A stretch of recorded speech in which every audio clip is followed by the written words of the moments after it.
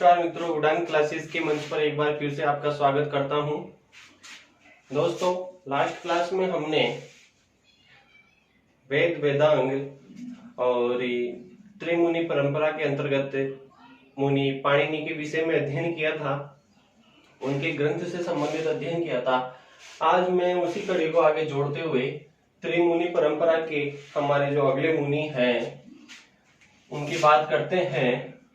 आज हम बात करते हैं कात्यायन की। जी दोस्तों, आज हम बात करते हैं कात्यायन की। दोस्तों, कात्यायन जो है इन्हीं का एक अपर नाम है, यानी कि दूसरा नाम है। अपर नाम कात्यायन जी का ही अपर नाम क्या है? वररुचि। जी, वररुचि। कात्यायन जी का अपर नाम वररुचि, अर्थात वररुचि ही कात्यायन है, कात्यायन ही वररुचि है। परीक्षा पत्र में कभी कभी इनके उपनाम का प्रयोग करके भी, इनके अपर नाम का प्रयोग करके भी प्रश्न कर दिया जाता है। तो ध्यान रखिएगा कि गंगाधर ही शक्तिमान है, शक्तिमान ही गंगाधर है, कात्यायन ही वररुचि है, वररुचि ही कात्यायन है। आगे बात करते हैं इनकी रचना की। ये दोस्तों, कात्यायन को उनकी रचना वार्तिक के विषय में जाना जाता है।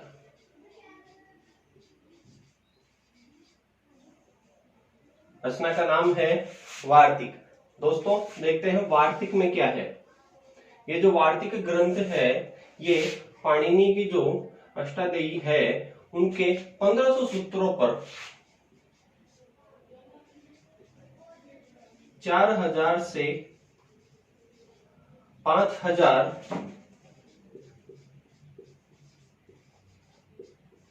वार्तिकों का ग्रंथ है।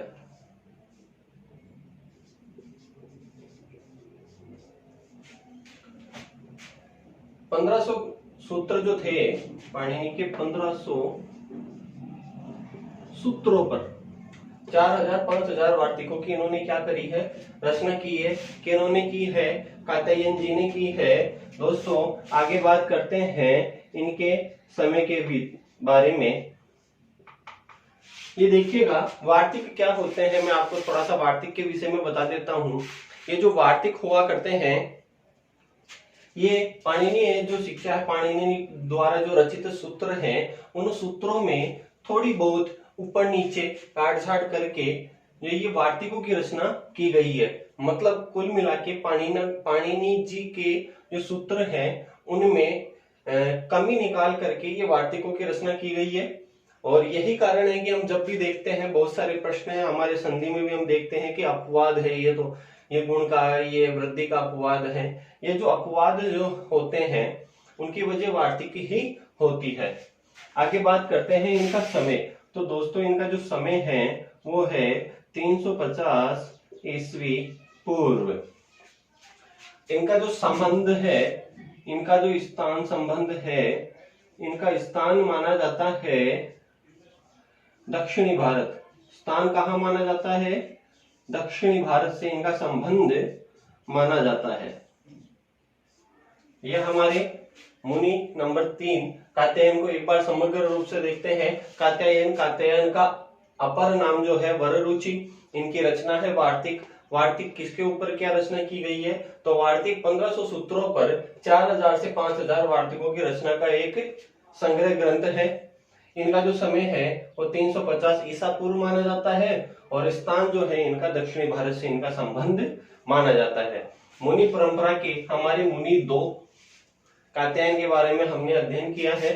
आगे आप इसका स्क्रीनशॉट ले सकते हो। आगे चलते हैं मुनि परंपरा के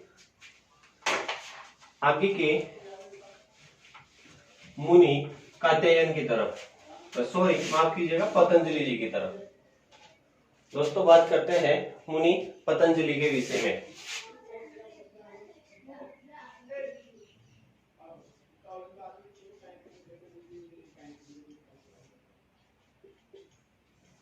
पतंजलि। दोस्तों, बात करते हैं पतंजलि के विषय में। पतंजलि जो है इनकी रचना है इनकी रचना है महाभाष्य। रचना ग्रंथ जो इनका रचित ग्रंथ है वो क्या है, महाभाष्य है। दोस्तों महाभाष्य में क्या है मैं बता देता हूं। पाणिनिकृत अष्टाध्यायी पाणिनिकृत सूत्र जो है वो जन सामान्य के लिए समझना कहीं ना कहीं क्लिष्ट माना जा रहा था। तो उनकी क्लिष्टता को कम करने के लिए, उनकी कठिनता को कम करने के लिए पतंजलि जी ने उन सूत्रों की एक व्याख्या प्रस्तुत की, और जो व्याख्या की गई जिस ग्रंथ में, उस ग्रंथ को महाभाष्य नाम दिया गया। महाभाष्य में इन्होंने जो सूत्र है उनकी व्याख्या करके जन सामान्य तक पहुंचाने के लिए उनको सुलभ बनाया। महाभाष्य के बाद इनका जो है समय, इनका समय माना जाता है 200 ईस्वी पूर्व। पाणिनि जी पतंजलि जी का जो समय है वो 200 ईस्वी पूर्व माना जाता है। मैं एक बार फिर से इसको बाद में लिख करके पहले महाभाष्य के विषय में आपको थोड़ा बता देता हूँ। दोस्तों देखिएगा, महाभाष्य जिस प्रकार से हमने अष्टाध्यायी पढ़ी थी, तो अष्टाध्यायी में कितने अध्याय थे, 8 अध्याय थे। 8 अध्याय थे और प्रत्येक अध्याय में कितने पाद थे, प्रत्येक अध्याय में 4 पाद थे। प्रत्येक अध्याय में 4 पाद थे। इस तरीके से कुल कितने पाद हुए, इस तरीके से कुल 32 पाद हुए। उसी तरीके से जो महाभाष्य है इसको भी एक चरणों में लिखा गया है, मगर उन चरण का नाम पाद नहीं हो करके उनको एक विशेष नाम दिया गया। तो ये जो ग्रंथ है वो 84 या 85 अहिनक में, 84 या 85 अहिनक है। किसमें, महाभाष्य में 84 या 85, जिनके बारे में आगे बात करते हैं, मगर उससे पहले बात करते हैं कि ये अहिनक क्या होता है। दोस्तों अहिनक के बारे में यहां देखो, अहिनक, अहिनक के विषय में देखते हैं। एक दिन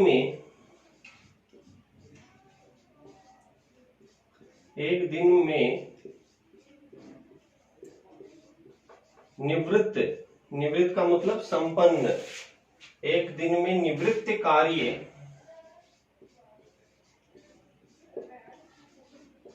एक दिन में निवृत्त कार्य को क्या कहते हैं, अहिनक कहते हैं।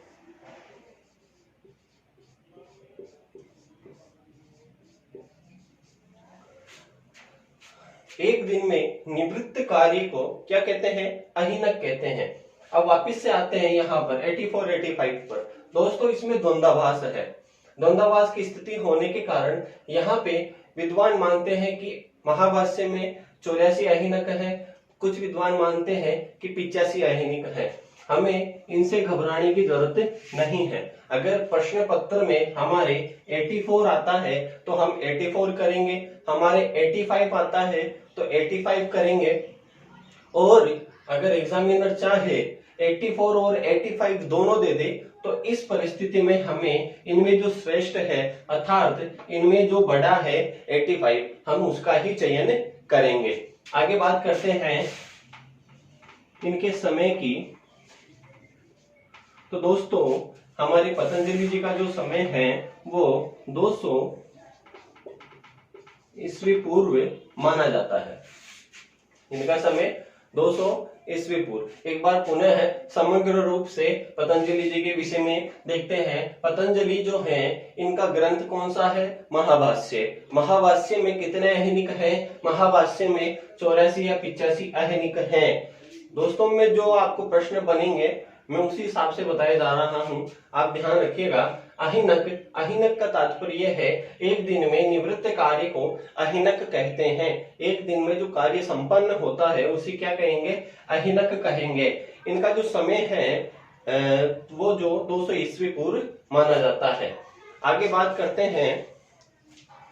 इसके बाद में मैं आपको बताना चाहता हूं कि हमारी संस्कृत भाषा में कुछ विशेष ग्रंथ है जिनका अपूर्व योगदान है संस्कृत भाषा के विकास में, संस्कृत व्याकरण के विकास में। तो उन ग्रंथों के विषय में भी कभी कभी एग्जामिनर पूछ लेता है कि इस पुस्तक का लेखक या इस लेखक द्वारा लिखी गई पुस्तक कौन सी है। इस तरीके के प्रश्न कभी कभी आ जाते हैं। तो 4-5 वो ग्रंथ हैं उनके बारे में भी हम देखते हैं, ज्यादा नहीं देखेंगे। जिस प्रकार से प्रश्न बनेंगे हम सिर्फ उसी के विषय में देखेंगे कि किस किस प्रकार से प्रश्न बन सकते हैं। सिर्फ उसी माध्यम से उसी चीज को ध्यान में रखते हुए, अवधान में रखते हुए हम आगे चलेंगे। देखिएगा, मैं यहाँ पर एक ग्रंथ लिख रहा हूं। यहाँ लिख रहा हूं मैं लघु सिद्धांत कौमुदी, जो कि भी आपने भी बहुत बार सुना होगा। लघु सिद्धांत कौमुदी, लघु सिद्धांत कौमुदी में तो इतने स्वर दे रखे हैं, इतने व्यंजन दे रखे हैं, उनके बारे में हम आगे अध्ययन करेंगे। मगर फिलहाल हम यहाँ पे देखते हैं कि ये जो पुस्तक है लघु सिद्धांत कौमुदी, लघु सिद्धांत कौमुदी के लेखक कौन हैं। देखिएगा, लघु सिद्धांत कौमुदी के साथ साथ में यहाँ पर एक और लिखता हूं मध्य सिद्धांत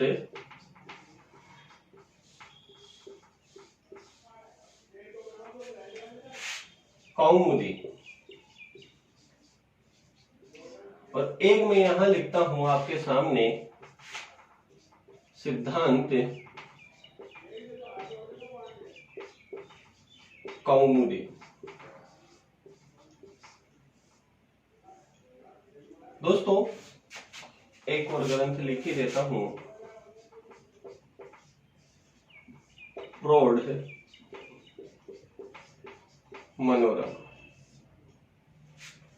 यहां पर हमें थोड़ी सी सावधानी की बात है और हमें सावधानी रखनी भी पड़ेगी। अगर हम उस सावधानी को नहीं रखते हैं तो हमारे प्रश्न पत्र में हमारे प्रश्न गलत होने की संभावना बनती है। हम उसमें क्या देखेंगे, ध्यान रखने की चीज है वो मैं आपको बताता हूं। देखिएगा, यहां पर लिखा हुआ है लघु सिद्धांत कौमुदी।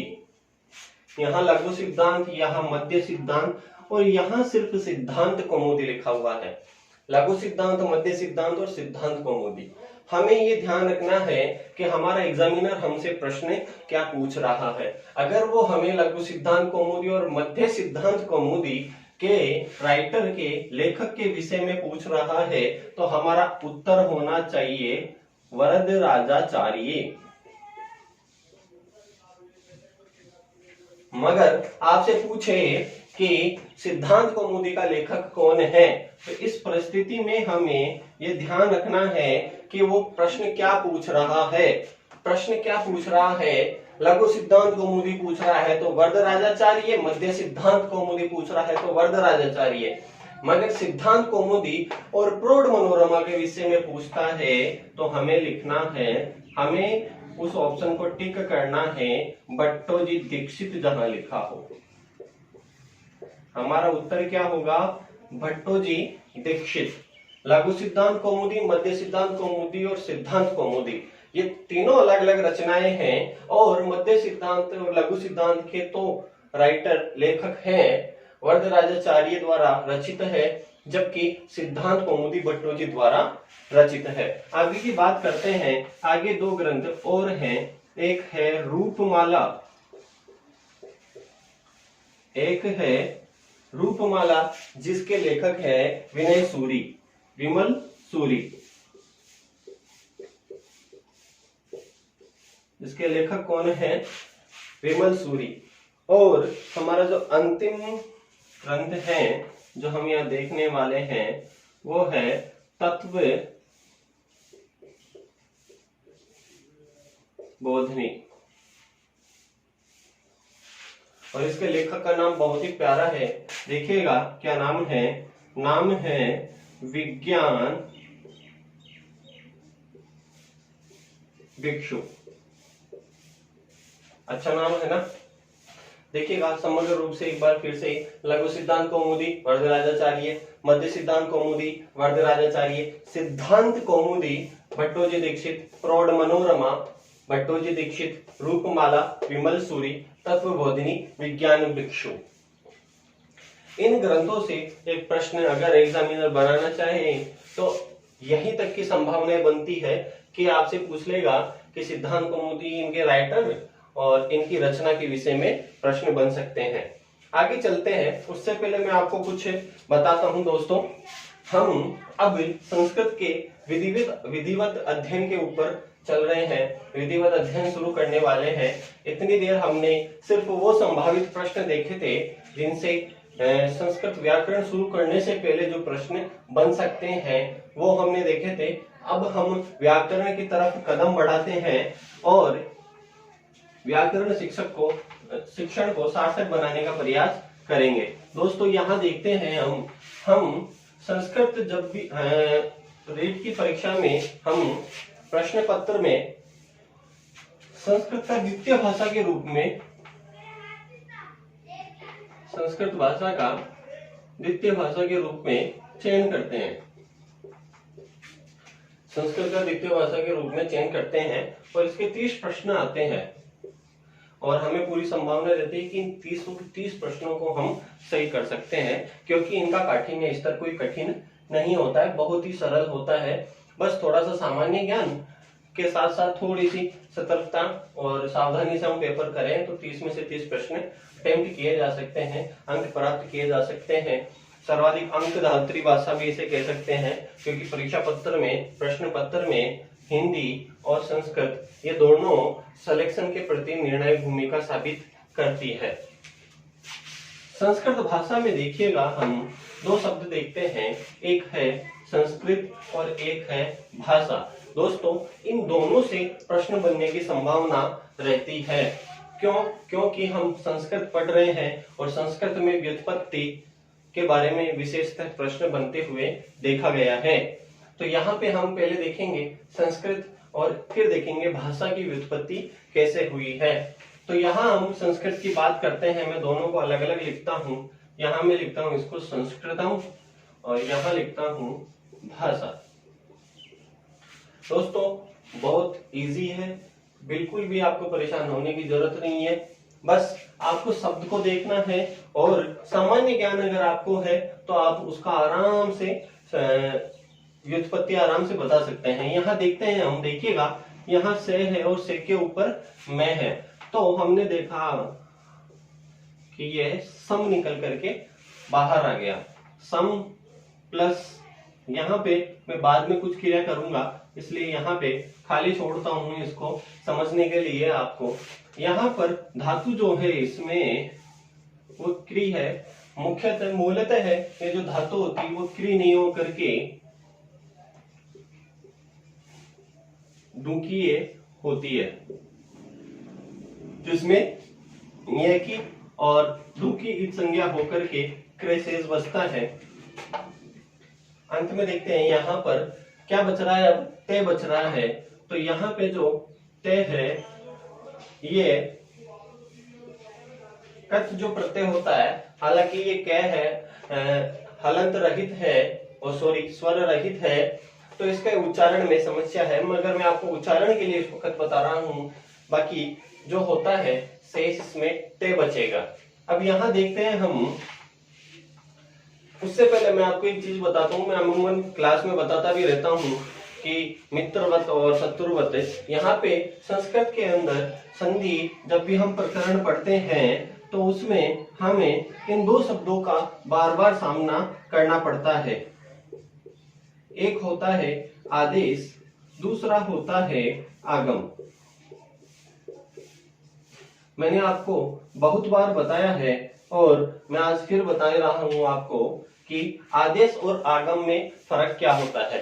जी दोस्तों, आदेश का मतलब है कि जब भी कहीं आपको आदेश करना है तो आप किसी वर्ण को हटा करके वहां पे नए वर्ण को स्थान दोगे, पुराने वर्ण को हटा दिया जाता है। जबकि आगम होता है वो मित्रवत होता है, जिस प्रकार से 2 मित्र बैठे हैं उनके बीच में आकर के शांति से चुपचाप दोनों को एग्री करके बैठ जाना ही क्या कहलाता है, आगम कहलाता है। जबकि आदेश जो होता है वो किसी को हटाता है और वहां रहता है, इसलिए इसको तो बोला जाता है शत्रुवत, और ये हो जाता है मित्रवत। आदेश शत्रुवत आगम मित्रवत। यहाँ पर ये चीज बताने की आवश्यकता इसलिए है क्योंकि अगर हम इसका रूप बना करके देखते हैं तो यहाँ देखिएगा सम, क्री और तय, हमारा रूप जो है संस्कृत वो नहीं बन रहा है। क्यों? क्योंकि यहाँ पर अभी एक कार्य बाकी रह गया, यहाँ पर सुट का आगम होगा। किसका होगा? सुट का आगम होएगा। अब देखिएगा सुट के आगम होने से क्या प्रभाव पड़ता है। देखिएगा यहाँ टेकी इत संज्ञा हो जाएगी, सुट के टेकी, और यहाँ पर सु के उ की। इत संज्ञा से मतलब है कि इस संज्ञा से मतलब है कि इसमें से जो मात्राएं लगी है, आपको मोटे मोटे अर्थ में बताता हूं, उनको हटा देना और काम की चीज निकाल लेना। यहीं पर भी यही परिस्थिति बनी हुई है। इस संज्ञा जो है हम इसकी करते हैं और यहाँ पे क्या बचेगा देखिएगा, सम प्लस यहाँ पे बचेगा स आधा हलंत लंगड़ा, और फिर बचेगा क्री और फिर है तय। अब हम इसको समग्र रूप से जोड़ने का प्रयास करते हैं तो देखिएगा ये जो में है ये अनुस्वार में परिवर्तित हो जाएगा, क्योंकि आगे पंचम वर्ण के बाद में से यानी कि व्यंजन है। तो से अनुस्वार मैं अनुस्वार बना, अर्ध वर्ण जो है हलंत वर्ण से वो अगले वर्ण में जुड़ जाएगा और आगे बच जाएगा तय। और जब भी हम इसका नपुंसक लिंग में प्रयोग करना चाहेंगे, जैसे कि ज्ञानम, दानम, तो हम क्या करते हैं, बाद में मैं लगा देते हैं, हलंत में लगा देते हैं। तो यहाँ पे भी नपुंसक लिंग में हमारा जो रूप है, हमारा जो शब्द है संस्कृतम, वो बनकर के तैयार हो जाता है। दोस्तों ये सामान्य जानकारी भी है और इससे सामान्यतः प्रश्न भी बनते हैं। इसमें जो आपके प्रश्न बनने की संभावनाएं हैं उनको मैं रहने देता हूं, बाकी सबको साफ करता हूं। आप इसका स्क्रीनशॉट ले सकते हैं और स्क्रीनशॉट दिमाग में ले तो बहुत ही बेहतर रहेगा। क्यों? क्योंकि इससे प्रश्न बनने की संभावना है बहुत अधिक होती है। दोस्तों आगे चलते हैं। संस्कृत शब्द का तो हमने अर्थ देख लिया, किंतु अब हमें संस्कृत शब्द के बारे में कुछ और जानकारियां भी आवश्यक है कि संस्कृत शब्द का शाब्दिक अर्थ क्या होता है। संस्कृत शब्द से इसके और कुछ पर्यायवाची हैं, पर्यायवाची शब्द हैं और क्या क्या इनको संज्ञाएं दी गई है, तो उनके बारे में हम थोड़ा सा बात कर लेते हैं, जिनके ऊपर विस्तृत बात करने का समय जब हम शिक्षण विद्या पढ़ेंगे उस समय आएगा, किंतु यहाँ पर भी हम उसके बारे में अध्ययन अवश्य करेंगे।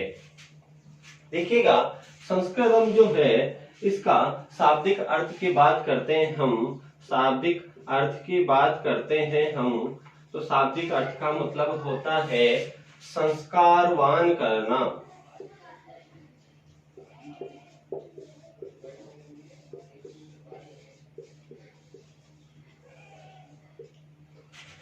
संस्कारवान करना, योग्यता का सर्जन करना, अच्छे गुणों का निर्माण करना। क्यों कहते हैं इसको ऐसा? दोस्तों मैं आपको बताता हूं कि जब भी क्या हमारे प्राचीन काल में संस्कृत जो भाषा है देववाणी मानी गई थी। देववाणी देवताओं की भाषा मानी गई। प्राचीन जो हमारे पूर्वज थे उन्होंने भी इसी का अध्ययन किया और हम आर्यवर्त क्षेत्र में रहते थे तो आर्यों की भाषा के रूप में भी इसको जाना जाता है। बहुत ही परिष्कृत और विश्व की सबसे अच्छी वैज्ञानिक भाषा का दर्जा जो है माँ संस्कृत को दिया गया है। माँ संस्कृत के विषय में और बात करें तो मैं आपको एक मोटी सी जानकारी और बताता हूँ। कभी कभी प्रश्न भी आता है कि संगणक यंत्र में कौन सी भाषा का प्रयोग किया जाता है। संगणक यंत्र से तात्पर्य है जिसको हम कंप्यूटर कहते हैं उसी को संस्कृत में संगणक यंत्र कहते हैं। संगणक यंत्र जो है उसमें संस्कृत भाषा का ही उपयोग किया जाता है। कहने का तात्पर्य ये है कि जो कंप्यूटर होता है उसके अंदर जो प्रोग्राम्स डेवलप किए जाते हैं, जो प्रोग्राम्स बनाए जाते हैं वो संस्कृत भाषा के संयोग से ही बनाए जाते हैं। दोस्तों आगे की बात करें तो संस्कृत शब्द के जो है उसके बारे में बात करते हैं। तो संस्कृत शब्द जो है संस्कारवान, इसका शाब्दिक अर्थ होता है। साथ ही ये जो हमारे संस्कृत शब्द है उसमें निर्मल,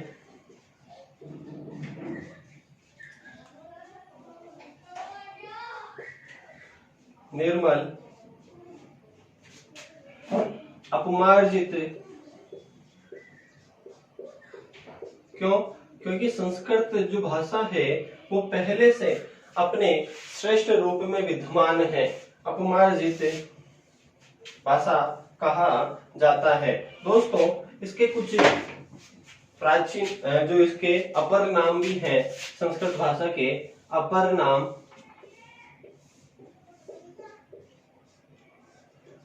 की बात करें तो देखिएगा, अपर नाम, संस्कृत भाषा के अपर नाम की बात करते हैं तो ये विश्व की सबसे प्राचीनतम भाषा है। प्राचीनतम भाषा जी दोस्तों, ये एक प्राचीनतम भाषा है। दूसरा इसको कहते हैं देववाणी,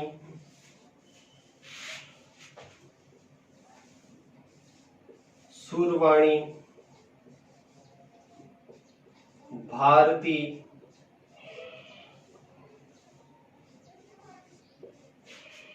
आर्यों की भाषा,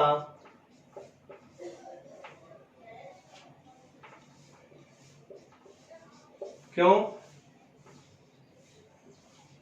क्योंकि हमारे जो पूर्वज हैं उनको हम आर्यों के नाम से बुलाते हैं, पुकारते हैं। तो इस हमारे जो पूर्वज हैं उनकी भाषा जो थी वो क्या थी? संस्कृत भाषा का वो प्रयोग करते थे, इसलिए इसे आर्यों की भाषा भी कहा जाता है।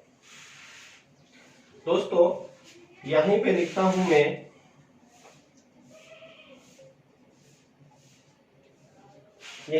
हूं मैं, संगणक यंत्र में प्रयोग की जाने वाली भाषा।